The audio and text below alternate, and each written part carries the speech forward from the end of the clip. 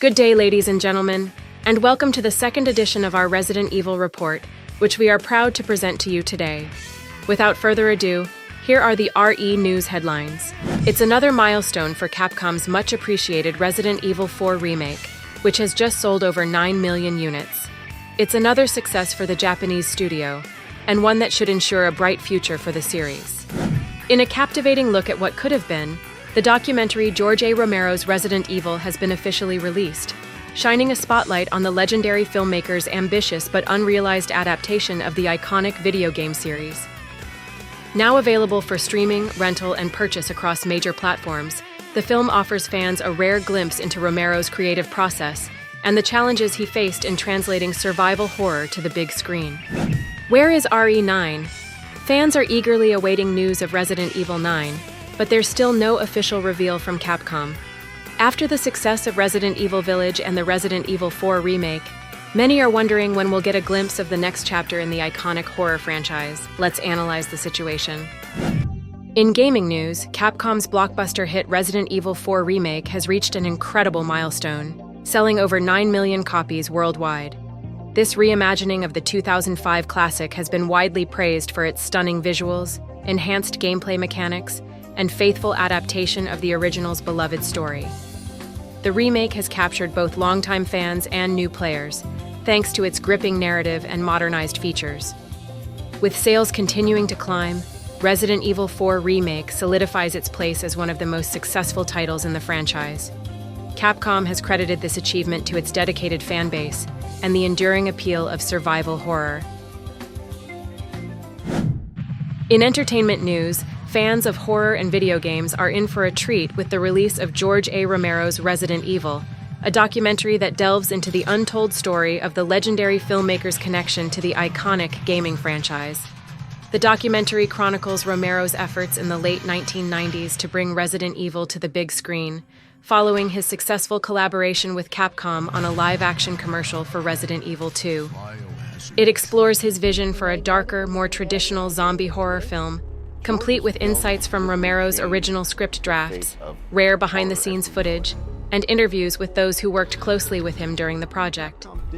The film also addresses the challenges Romero faced in adapting the game's complex narrative and why the project was ultimately shelved, making way for Paul W.S. Anderson's 2002 adaptation.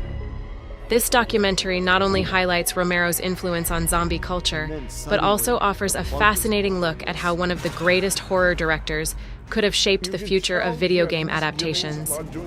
For fans of both cinema and gaming history, this is a must-watch.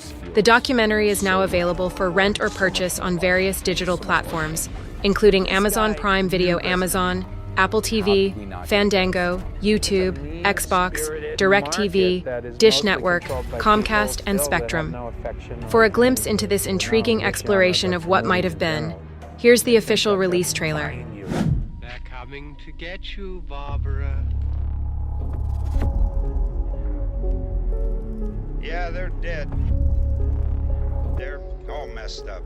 George's films literally changed the face of horror as we know it. Capcom didn't hide the fact that the games were inspired directly by George Romero's films. At that time, there was nothing more I wanted than a live-action Resident Evil movie. And George is making Resident Evil. And then suddenly, the plug was pulled on this. Having him involved would have had the potential for him to leave a blueprint. How did we not get this? You could tell he had misgivings about doing the zombie project with someone else. This film just feels so much more gory, so much more violent, and so much more angry. I think George really took things to the next level on that. This guy knew Resident Evil. He would not sell his soul just to get a film done. They think that they're buying you. The Resident Evil series exists because of him. He'll never be forgotten. Remember, he wrote, "When there's no more room in hell, I'll see you in Pittsburgh." George A. Romero's Resident Evil. Everyone's gonna die! Fans of the Resident Evil series have been eagerly awaiting news of the next installment in the iconic franchise, Resident Evil 9. However, despite the success of recent entries like Resident Evil Village, Capcom has yet to make an official announcement regarding the next chapter in the series. With speculation and leaks circulating online, many are left wondering why we haven't seen a reveal yet, and whether we should believe the rumors that keep emerging. At this stage, it seems more than likely that Capcom won't be making an official Resident Evil announcement until Monster Hunter Wilds is released, which from a commercial point of view is perfectly logical and justified. As a reminder, Monster Hunter Wild is scheduled for release on February 28, 2025. Capcom could take advantage of a Sony event to announce the next Resident Evil game.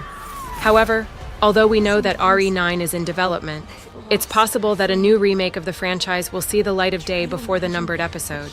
As for the rumors that have surrounded RE9 for a long time now, the public should take them with a grain of salt.